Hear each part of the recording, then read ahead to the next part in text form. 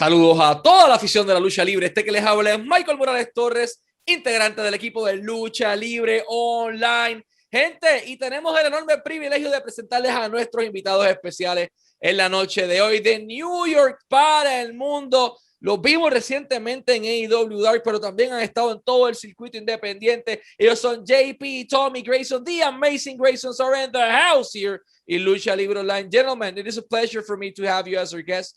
How are both of you doing today? We're doing great, man. We're doing great. Thank you so much for having us on. Pleasure to be here as well. Thank you for being here. And I wanted to start this interview asking you, at least JP gave me like a little brief of what you, how you started and everything. So let's talk about that. How, you know, every career has a humble beginning. What was the Graysons' humble beginning inside the wrestling industry?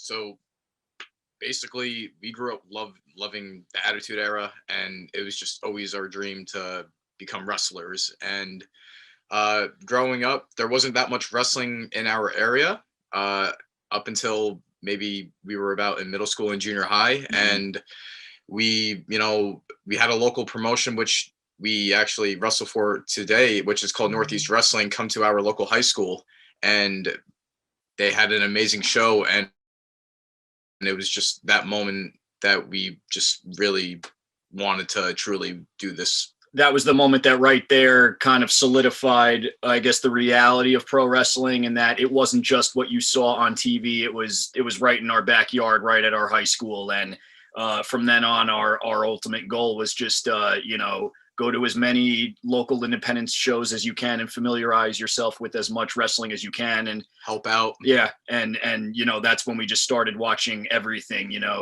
older wrestling from the 80s and the 70s, old Japan stuff, the early indie wars and all that. And then eventually when I was 20 and he was, you were 17, 18, senior in high school, I had started working for a guy by the name of Kevin Apollo, and he had connections locally in the tri-state wrestling scene.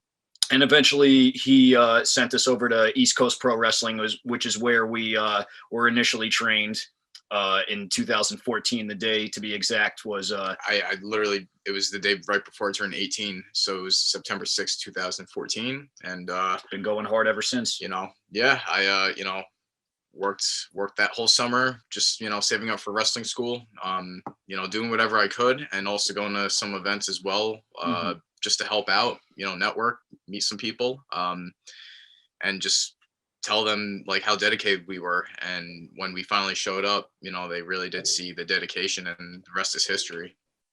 Awesome, man. I'll do a brief translation to that in Spanish. Ellos inician de una manera bastante interesante la industria. Lo primero es que tenemos que saber que los Grayson de verdad son hermanos. O sea, Tommy y JP, los dos son hermanos, son Blood Brothers. O sea, it's not a gimmick, son hermanos de vida real. Y crecen viendo todo el Attitude Era, los Hardys, los Dudleys, Edge Christian. Todo esto los lleva a un momento clave en donde es lo siguiente: una arena o un pequeño gimnasio en una empresa independiente donde ellos estaban estudiando en su high school gym, y ahí ven su primer show en vivo, y eso los engancha de una manera en que ellos dicen, ok, esto es lo que tenemos que hacer con nuestras vidas. Ese fue su llamado, ese fue el momento en que ellos determinan, ok, este evento fue suficiente como para querer dar el próximo paso. Llega el momento en donde Tommy tiene 20, he was 20, JP estaba en high school, era ya una persona que estaba en su último año de high school, era un senior, a 17, a punto de cumplir 18 años, y entonces Tommy comienza a entrenar, trabajando con Kevin Apollo en el momento dado, que tenía conexiones en el Tri-State Area, o sea, entiéndase, esos tres estados, y bastante interesante. ¿Cuándo comienzan de lleno a entrenar? Cuando JP tenía 17 años, un día antes, o sea, en septiembre de ese año, comienzan a entrenar, y el resto es historia. Por ahí para abajo comienzan. Apologies for the long translation, but man, this is a really interesting story. So once you guys started, once you guys started training inside the wrestling industry, do you thought it was going to be so tough? Like, one thing is seeing it in person and one thing is seeing it on TV, but I think completely different is tasting the canvas. So how was your experience training for the first time, and specifically, what do you recall of your first bump? Well, you know, we both wrestled in high school. So feeling that amateur mat was unpleasant to say the least. Yeah. So the ring that we actually started was legit an amateur mat just with the wrestling canvas over it. So just to give everybody like a behind the scenes, you know, little sneak peek, there's a difference between like an amateur wrestling mat and the mats that they have above the wood underneath the canvas. like every ring is built different. Yes. Every ring is built different. And this particular ring, because our original trainer, Gino Caruso, he also would teach how to shoot grapple from time to time in the ring. He thought, all right, I'm going to reinforce this ring, you know, the way that I was, the way the old school veterans were, you know, brought in. And that's bumping hard, taking hard bumps over and over and over again. And yeah, we did that for just months on end, just over and over again, million bumps every practice, and learned every encyclopedic move that you could possibly learn, you know. Yeah. You know, learning the moves, it was relatively easy with repetition.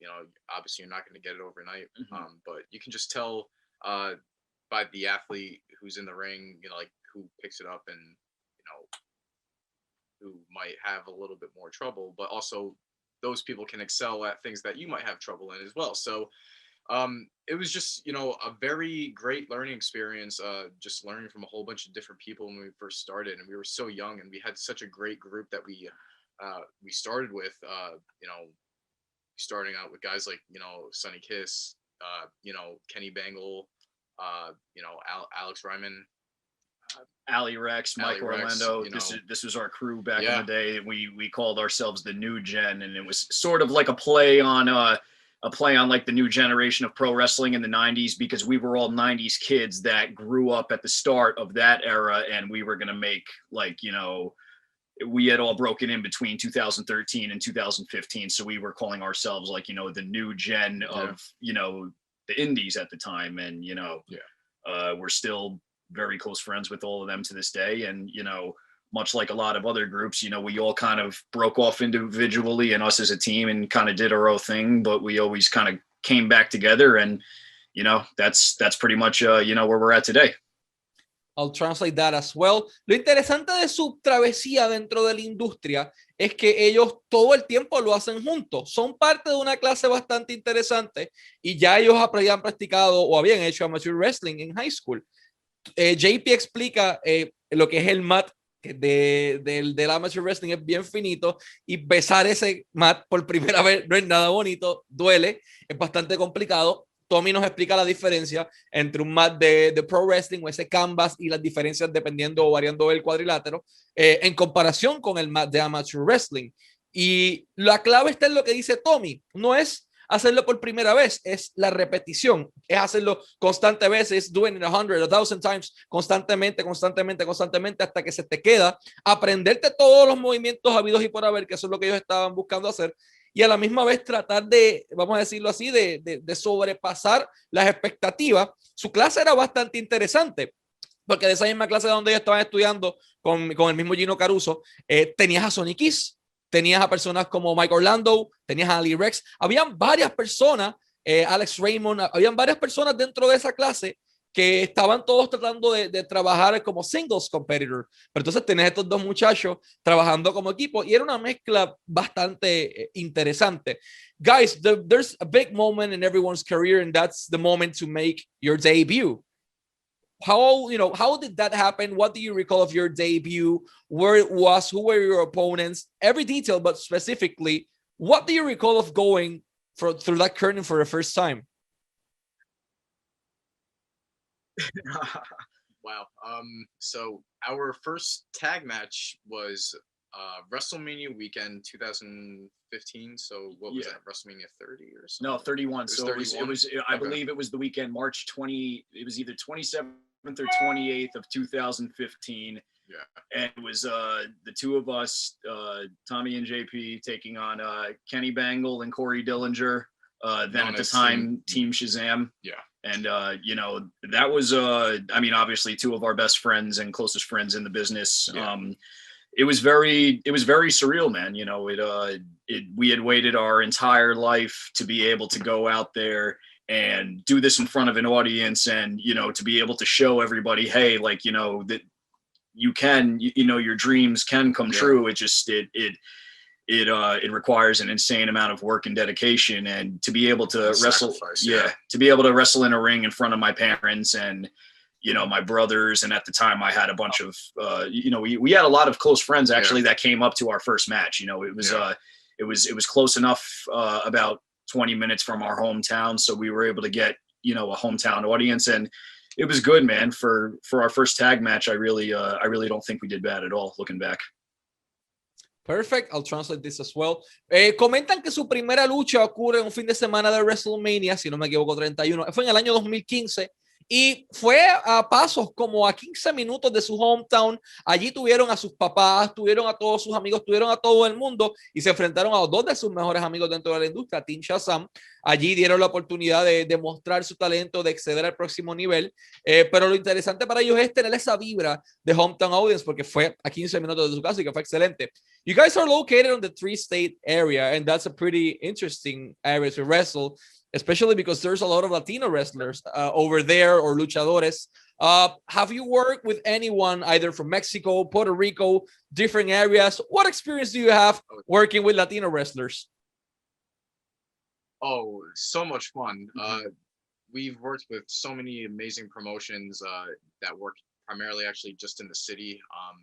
One of them being Nueva Era Promotions, right? Yes, no, New Era Lucha Promotions. They have, you know, given us the opportunity to wrestle guys like Black Taurus. Black. I'm sorry. Was it? Yeah, it was Black. He goes now by Black Taurus. Yeah. Yes. Black Taurus and Mr. Aguila, otherwise known as S.A. Rios. S.A. Rios. Yes. Yeah. Ray Haras. Flamita. Yeah, Flamita. Trying to think. I mean, there's so many other. We've wrestled so many amazing other. We've been on shows with you know, guys such as Pentagon, Ray Phoenix, Rey Mysterio Jr., Juventud Guerrera, Psychosis 2. You know, the list goes on, and we've gotten the opportunity, you know, to train with a lot of these guys. In particular, we actually trained for a year with Santana when he was running the foundation over in the Bronx. So he was the one who actually taught my brother and I a lot of lucha and stuff, you know, along with Ortiz and, you know, guys like Azrael, Deranged, Low Key, you know, guys like that we've gotten to, you know, train with individually, and they've got to teach us their different, you know, tricks of the trade along the ways. And what I've come to realize about lucha is that there's so many different styles of, you know, different guys that, you know, have it. You have the New York lucha guys, which, you know, they incorporate a lot more strong style. And then you have the guys out in Mexico, and they do a lot more of the, you know, the high flying and the athleticism. So it's a complete, you know, if you could wrestle lucha, you could wrestle anybody. That's the number one takeaway from wrestling those guys. And even just, you know, the language barrier alone was a nice challenge for us.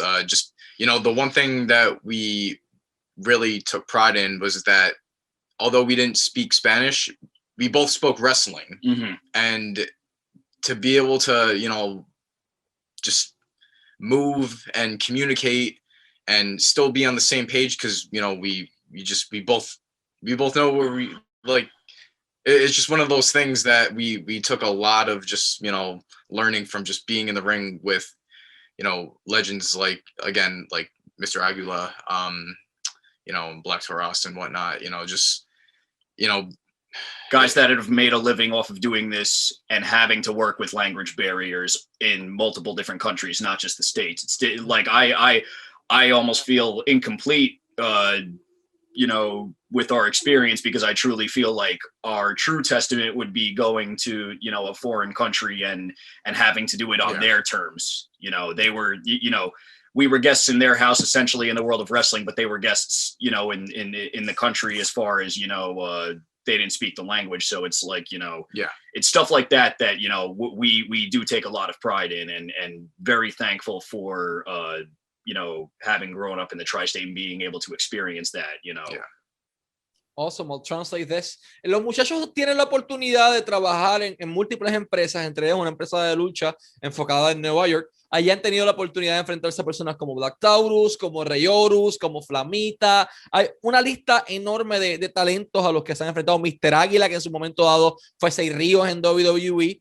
Han tenido la oportunidad de estar en eventos con Rey Misterio Jr., con Juventud Guerrera, Penta, Fénix, entre muchísimos otros. Entrenaron con Santana por un año allí en el Bronx, que fue una de las personas que los ayudó mucho a lo que es trabajar con la lucha. Y mencionan algo bien interesante, la barrera cultural, la barrera del idioma, el language barrier, como ellos mencionan, es bastante interesante porque no sabes español, ellos no saben inglés, muchos de ellos, trabajar, pero y como dice JP, hablamos todo un mismo idioma y es el idioma de wrestling o de la lucha libre. Menciona las diferencias. Los luchadores de México son más high flyers, los más enfocados en los flips, en las movidas. Los que están ya basados en Nueva York, los puertorriqueños, por ejemplo, son más stiff. La mayoría de ellos trabajan más el strong style. Han entrenado con gente como Loki de igual manera. La experiencia de ellos con talento latino es vasta y ha sido excelente hasta el momento. You know, you guys are relatively new inside the wrestling industry, and you already receive a huge opportunity, and it happened, you know, a few days ago. You had the opportunity to go to AEW and perform there on AEW Dark against, as well as a fellow Latino, Serpentico, and Luther with, you know, Chaos Project.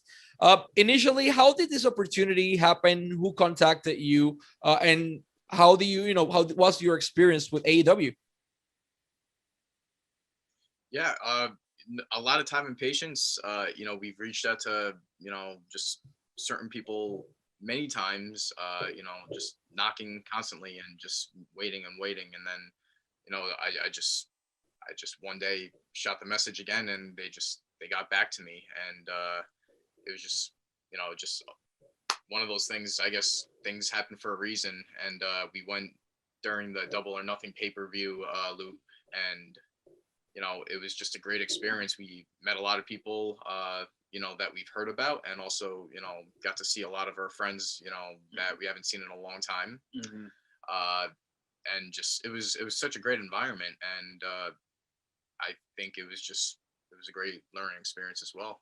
I think wrestling with Serpentico and Luther, having that opportunity as our first match as a tag team, I really do feel grateful for, because I definitely feel like a lot of times when tag teams go to AEW, they might not get the opportunity to showcase their abilities and their cohesiveness as a tag team. And I do feel that we got the most out of our match, as far as we got to show what we could do from an athletic standpoint, from a look standpoint. They got to see that we were brothers, and that we had multiple years under our belts, and that we were a legitimate tag team.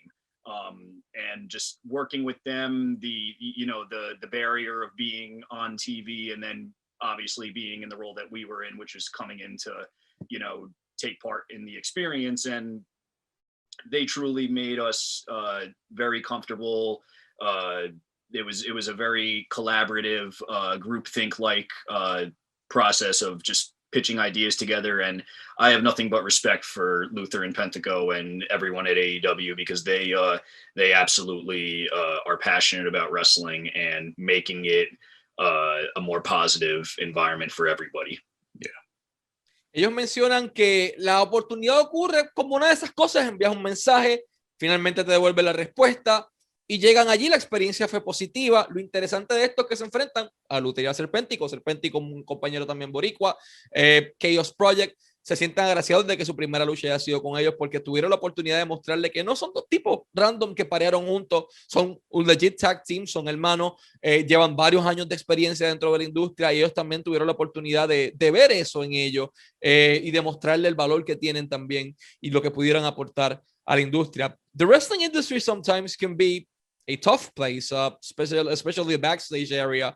However, with AEW, things seem to be a lot different. How was your experience? Was it, as been described, like, is it a welcoming experience for every foreign wrestler? Yeah, very, very welcoming. There's so many people from just all over. Mm-hmm. So again, to see people like, you know, Ray Phoenix and, you know, Penta, you know, just who remembered us on shows that we did with them from back in the day. You know, to see them just open their arms and, you know, say, hey, what's up, you know, and you know, Ray calls us Poppy and everything like that. It was very great. Yeah, no, it's just it was so awesome to just see all, you know, guys like them. Ortiz, Santana. It's all inclusive. You know, it's very welcoming. You know, everyone is all about just, you know, saying hello, and, you know, just everyone is very open to giving feedback and giving and answering any questions. There were a lot of times where you know, there were certain guys that would actually take the time out and, you know, have, you know, open conversations with us, whether it be, you know, Luther and Pentaco, whether it be you know, some of the agents backstage, you know, that we got to pick their brains a little bit, whether it be some of the other you know, production guys around. You know, we made sure that, you know, we made the most of our time and opportunity, and really wanted to kind of just be flies on the wall and observe a lot what was you know, going on. And AEW definitely allows you to do that, because they make it a very like you were saying, inclusive, friendly environment. Perfect. Ellos mencionan que su experiencia obviamente con AEW fue muy positiva, porque era un ambiente muy welcoming, era un ambiente muy inclusivo, en donde le daba la oportunidad a todo el mundo de ser. Tienen amistades allí, tuvieron la oportunidad de dialogar nuevamente con Penta y con Fénix, quienes obviamente lo recordaron de sus luchas en el pasado, Ortiz, Santana, todo el corillo, todo ese crew que había, pero también la oportunidad de hablar con muchos productores en el área de backstage. Como él dice, ellos trataron de hacer una mosca en la pared, en el sentido de vamos a ver cómo funciona esta cosa, cómo se mueve, aprender un poco. Como él dice, pick up a little bit de todo un lado, de los conocimientos de los productores, de los conocimientos de los talentos de todo el mundo, y su ambiente, por ser tan friendly, por ser tan welcoming y por ser tan inclusivo, permite esa oportunidad a eso, de pedir feedback, de conocer un poco de qué recomendaciones me da, de qué puedo mejorar, de qué hice bien, de qué hice mal, y tuvieron esa oportunidad completa en la empresa. Gentlemen, what makes the Amazing Graysons different from the rest of the tag teams? We're a real tag team in and out of the ring. Yeah, and you know, we have each other's backs, you know, just at all times. You know, what makes us different is that obviously, you know, you have a lot of teams these days that are just, you know, thrown together and everything like that. Like him and I have been teaming even before wrestling. You know, we've had each other's backs, you know, in high school, you know, just, you know, if anyone, you know, if anyone was messing with him, you know, me and my people, we stepped in and made sure that, you know, he was taken care of. And, you know, that's how you have to look out for each other. And the same mentality carries into the wrestling business. You have to be able to operate as a tag team. You know, you have to know your strengths and how to apply them, and you have to know your weaknesses and how to work at them. And being in a real tag team allows you to do that, because some tag teams, you know, the time on the clock might end, you know, when the bell rings. And, you know, for us, it's like we're constantly, you know, tagging in and out. What can we do to get better? What can we do to do this? What can we do to, you know, market ourselves differently? What can we do? Constantly evolving and growing and just, you know, wanting to learn. And, you know, the moment that we feel like we start plateauing and feeling like, you know, we're getting comfortable, that's a bad thing. And we are always up for challenges, getting out of our comfort zones, and just doing whatever we can to succeed and excel. And to be a good tag team, you have to have that mindset together. It can't be one person pulling, you know, both shares of weight. Perfect. Ellos mencionan que ¿qué hace los Graysons distinto a los Amazing Graysons, distinto al resto de los equipos? Que son un equipo dentro del cuadrilátero y fuera del cuadrilátero. Han ese equipo desde antes de ser luchadores, son hermanos en vida real. Como él dice, cuando él tenía un problema, venía el otro muchacho con su gente y le resolvía, y viceversa. Siempre trataban de respaldarse, pero lo que interesante es lo que menciona Tommy. O sea, trabajan para continuar trabajando con esas fortalezas y mejorarlas más aún, pero trabajar con esos weaknesses o esas debilidades, y también saber dónde están y tal vez tratar de fortalecerlas un poco o taparlas con otra cosa. JP menciona algo bien importante, y es el hecho de que ya han trabajado tanto que ellos no se permiten estar en un comfort zone. Ellos constantemente están retándose, buscando challenges, como ellos mencionan. Cuando ellos se sientan cómodos con alguna área, entonces sería preocupante porque entrarían en un área que no quieren estar y en esa área de comfort zone. Y es bastante interesante el pensamiento de ellos. What do you think of the tag team division in the main wrestling companies today? WWE, All the Wrestling, Impact Wrestling, or at least those three companies. Do you think tag team wrestling is being treated as it's supposed to be treated? Yeah, I think tag team wrestling is thriving, and you know, there's so many opportunities for, you know, just people that maybe aren't doing anything right now, you know, as a singles guy to, you know, do something in the tag division. And I think with places like, you know, AEW, where they're just, you know, they're creating a lot of these groups and these factions, and, you know, giving guys opportunities, you know, to shine and, you know, be a part of something, you know, really awesome is, you know, I think it's really a testament to tag team wrestling that you have so many companies that have so many different tag team championships. You know, I think WWE, there's 3 or 4 different, you know, tag team championship, you know, belt. Actually, no, there's more, you know, because there's a women's tag team. There's 6 in total. You know, the women's NXT team. Yeah, 6 total in one company. Yeah. So, you know, and you even have trios teams. You could have trios, you could have, you know, there's so much I want to say room for tag teams today that there are so many awesome tag teams. You got WWE has so many tag teams that, you know, I would love to wrestle. Impact, same thing. NXT, same thing. AEW, same thing. There's a plethora of tag teams that we would love to get the chance, you know, to wrestle and, you know, just go out there and collaborate with. And I really do think that, you know, getting to those TV companies are what motivates us, because, you know, we want to help make tag team wrestling better. We want to get, you know, give back to the era of brother tag teams and legitimate tag teams that would last for years at a time. Perfecto. Ellos mencionan que sí hay muchas oportunidades en la industria de la lucha libre para los equipos o para las parejas. Lo vimos porque ellos trabajaron en AEW. Mencionan algo bien importante, y es que hay muchas oportunidades, hay muchos títulos. WWE tiene 6, AEW tiene los suyos, Impact tiene los suyos, y así sucesivamente. Y le brindan la oportunidad a los equipos de ser equipos, pero sí, ellos quieren llevar la industria de la lucha libre, específicamente la división en parejas, a lo que era antes, a los hermanos luchando, a los verdaderos equipos luchando. Hay muchos equipos en Impact, en WWE, en NXT y en AEW que ellos quieren enfrentarse. Así que es cuestión de tiempo para que los podamos ver nuevamente en AEW o en otro escenario diferente, porque los muchachos son sumamente talentosos. Gentlemen, it's been a pleasure for me to have you here as our guest. Last but not least, what message can you send to the Latin American fans so they can follow your pathway either in social media, in the companies you're presenting, everywhere?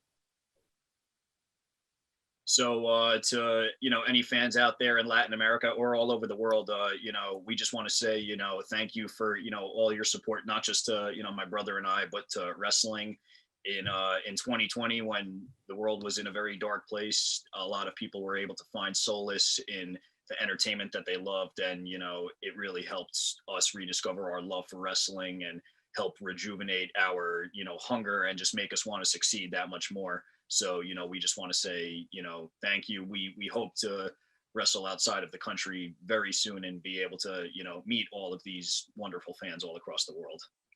Yeah. Just again, thank you so much for the support and being able to be a part of these Lucha Libre shows, and being able to see what the culture is all about makes us appreciate wrestling, especially the fans, even more. And, you know, again, it's just with him and I, it's 1% better every day, and we're constantly growing, and we're trying to learn, and we would love to hear what the fans would like to hear more from us, because we are all about interacting and giving back to the fans. Absolutely. And their support really makes us, you know, that's what drives us right there. Aside from that, you can follow us on social media at the Amazing Graysons. We are on now Facebook, Twitter, Instagram. We just created Twitter and Instagram recently. It's already catching steam. We're gonna have a lot of content up there, as well as on YouTube. If you search the Amazing Graysons out there, or Tommy and JP Daily, you might be able to find that. And I'm on Instagram and Twitter. That's JP Grayson 1. And I'm Tommy Grayson 94 on Twitter and Instagram. And then just the Amazing Graysons all across the 3 platforms. JP Grayson 1, Tommy Grayson 94 en Instagram y en Twitter respectivamente. The Amazing Graysons en todos lados, Facebook, YouTube, Instagram. También en YouTube pueden echarles un ojo, ahí están disponibles, crearon recientemente y tienen su mercancía disponible en prowrestlingtees.com/The Amazing Graysons. Ahí pueden encontrar todas las t-shirts y todos los productos oficiales de The Amazing Graysons. Échenles un ojo, estos muchachos son sumamente talentosos. Créanme, el potencial que tienen es enorme. Son hermanos, llevan mucho tiempo haciendo esto y verdaderamente les apasiona. Es cuestión de tiempo para que los veamos nuevamente en un escenario más grande. Gentlemen, always wishing you success in your career and both of your personal lives. And thank you very much for your time. It's been a blast, man. Thank you.